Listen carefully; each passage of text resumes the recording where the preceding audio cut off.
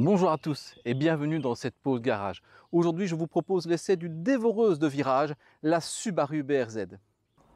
C'est l'heure de la pause garage.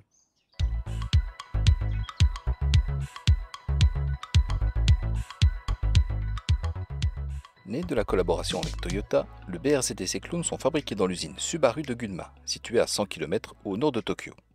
Commercialisé depuis 2012, le BRZ a connu une carrière très discrète, et ce malgré une presse dithyrambique et des possesseurs ne tarissant pas d'éloges. Le BRZ n'a jamais connu qu'une seule motorisation, et cette motorisation n'a jamais connu que le BRZ et ses siamoises. Il s'agit du FA20, un 4 cylindres à plat. Cette architecture est également appelée boxer, car les cylindres, parallèles et opposés, donnent l'impression de boxer. Depuis 1965 et la berline 1000, Subaru s'est spécialisé dans cette architecture qui permet d'abaisser le centre de gravité et donc d'améliorer la tenue de route.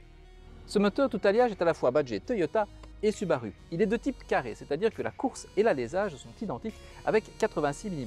Son rapport volumétrique est de 12,5 pour 1, ce qui est un signe de haute rotation. Il est également équipé de l'admission variable AVCS et de l'injection directe et indirecte. On a clairement affaire ici à une mécanique sophistiquée qui fournit 200 chevaux à 7000 tours minute et 205 Nm à 6400 tours par minute. Elle est ici accouplée à une boîte de vitesse manuelle à 6 rapports que vous connaissez peut-être déjà pour avoir vu l'essai de l'Alexus IS 200. Les tarifs de la Subaru BRZ débutent à 37 295 €, auquel il faut rajouter 500 € pour la bateau métallisée et éventuellement 1500 € pour la boîte de vitesse automatique. C'est une Engine A960E qui est commune à de nombreux modèles, dont notamment la Lexus IS 250. La garantie est de 5 ans, limitée à 150 000 km. Pas mal, hein? Ah oui, j'allais oublier. Il existe une série spéciale pour célébrer la fin de la carrière du BRZ, la Finale Edition, que vous pourrez reconnaître à ses jantes en alliage noir, ses amortisseurs Sachs et ses freins Brembo, mais aussi à l'intérieur avec ses surpiqûres bleues. Elle est affichée à 39 995 € et elle est limitée à 15 exemplaires pour la Belgique et le Luxembourg. Il faut se dépêcher.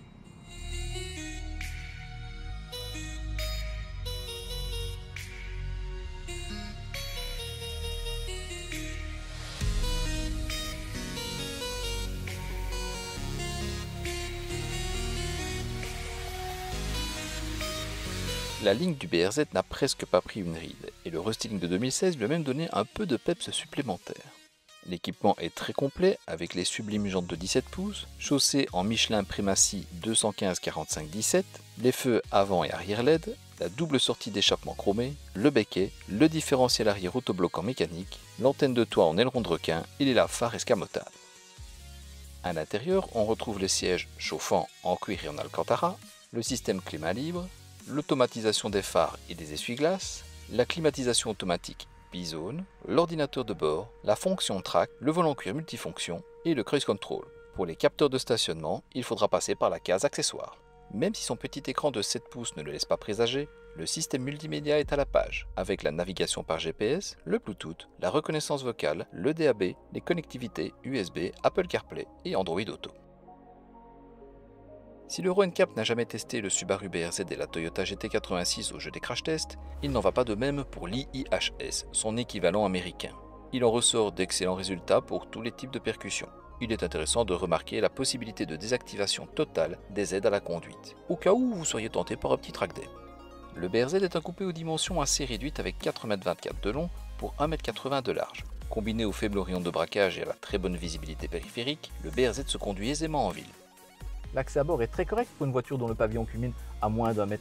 Et une fois qu'on est assis, on jouit d'un bel espace. J'ai de la place pour les coudes, j'ai de la place pour la tête, j'ai de la place pour les jambes. Je suis très bien assis. Ce qui n'est bien sûr pas le cas à l'arrière, évidemment c'est un coupé 2+2. Cependant, vous voyez qu'avec mon 1,70 m, j'ai de la place pour la tête, tout juste, j'ai de la place pour les jambes. Pour un adulte, ils font considérer ça comme des places de dépannage, mais c'est pas totalement inconfortable. Par contre, des enfants à l'arrière, ils auront leur place, mais ils verront pas grand-chose. En vue d'améliorer la rigidité de la caisse, l'option du haillon a été écartée au profit d'une malle. Elle offre un accès correct au coffre qui affiche une contenance raisonnable de 243 litres. La banquette peut être rabattue en un seul tenant pour atteindre un volume communiqué non pas en litres, mais en roues, à savoir 4, utile pour les track day. À l'intérieur, le BRZ marque clairement son âge en termes de présentation. Même si les matériaux sont de qualité et qu'il y a comme une certaine recherche, avec les surpiqûres rouges qui rappellent celles des sièges en cuir et en alcantara. Mais il est vrai que quand on voit la taille de l'écran, quand on voit la petite horloge digitale, ça fait un peu daté. Par contre, dès qu'on roule, il y a une sensation très spéciale, c'est que cette voiture-là est faite essentiellement pour la conduite. C'est une ambiance réellement racing. C'est pas sportif, c'est racing. C'est pas pareil. En fait, je n'ai jamais autant ressenti cette sensation de sport dans une voiture. C'est dû notamment aux sièges qui sont extrêmement bien faits. Ils soutiennent très bien les cuisses, très bien le dos et extrêmement bien les épaules. On fait corps avec la machine et la position de conduite est absolument impeccable. Et on la trouve en moins de 2 secondes. C'est véritablement fantastique. J'ai rarement eu autant envie d'aller rouler avec une voiture que maintenant. Allez, en route.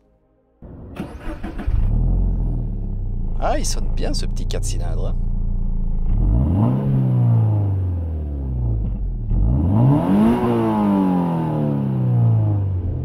Avec seulement 200 chevaux, le BRZ atteint les 100 km/h en 7,3 secondes et franchit la ligne du kilomètre départ arrêté en 27,7 secondes. Ce sont d'excellents résultats. Ils sont obtenus à condition de monter dans les tours, car cette mécanique se vit en haut du compte-tours, avec un rupteur qui intervient à 7450 tours minute et un moteur qui inonde les oreilles de sa sonorité rauque. La vitesse de pointe est atteinte sur le 6e rapport, signe que la boîte a été étagée pour tirer la quintessence du 4 à plat et non pas pour faire semblant de moins consommer. D'ailleurs, cette boîte est une pure merveille. Douce et ultra précise, elle procure des sensations bien mécaniques avec de francs verrouillages. Elle supporte sans broncher et sans accrocher les passages à la volée, le pédalier est hyper bien pensé et dimensionné, et l'embrayage a du corps et de la progressivité. La partie cycle n'est pas en reste. À l'avant, on retrouve de très classiques suspensions de type McPherson, et à l'arrière, des doubles triangles et surtout un pont autobloquant mécanique de type Torsen. Avec sa répartition des masses 53-47, la mise au point a clairement recherché l'efficacité. Contrairement à la GT86 qui aime danser de l'arrière au moindre virage, le BRZ se veut river au sol avec des passages en courbe beaucoup plus rapides. S'il conserve toujours de la progressivité, le BRZ se montre cependant plus exigeant à l'approche des limites. Oh, cette voiture, elle est extraordinaire en termes de conduite. Toute sa sportivité, elle est là. Oh, c'est le pied. J'ai jamais conduit une voiture comme ça. Extraordinaire. Que de sensations de conduite. Que de sensations. On va pas vite, on va pas spécialement vite, mais les sensations sont là. C'est génial. C'est génial. C'est génial. Ah, je sais ce que je vais demander pour mon Noël. Oh, je sais ce que je vais demander pour mon Noël maintenant. La direction participe aussi activement à cette réussite en impliquant son pilote. Sa consistance est parfaite, tout comme le retour d'information. Les freins se sont montrés puissants, progressifs, endurants. Ils se sont montrés clairement à la hauteur de l'ensemble. C'est du grand art. Lorsque la séance de conduite sportive est terminée, on peut rentrer chez soi assez tranquillement dans une voiture qui se montre douce dans la manière de se comporter. Les sièges sont rembourrés suffisamment, ils sont quand même relativement fermes. Ça reste plaisant grâce à leur soutien. La suspension se montre extrêmement prévenante. La sonorisation, elle est assez légère. C'est ce qui participe à l'ambiance racing évidemment.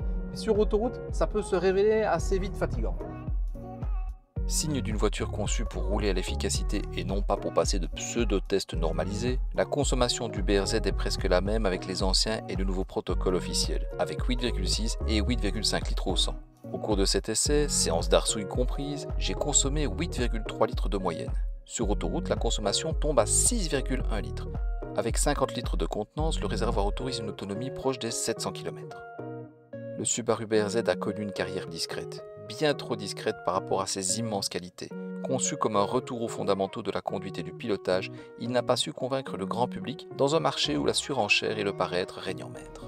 Si pour vous la notion de conduite, c'est quelque chose où on est impliqué dans la conduite, c'est la voiture qu'il vous faut. C'est la voiture qu'il vous faut. Moi, c'est la voiture qu'il me faut en tout cas.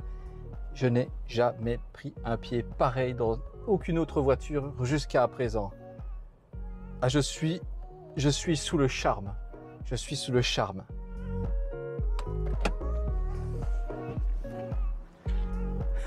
Waouh! Juste, waouh! Je suis fan, absolument fan. Si la vidéo vous a plu, n'hésitez pas à laisser un pouce bleu en dessous de celle-ci. Si la chaîne vous intéresse, n'hésitez pas à vous abonner.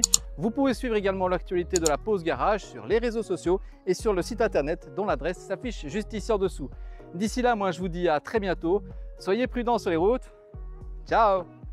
J'en profite encore un peu.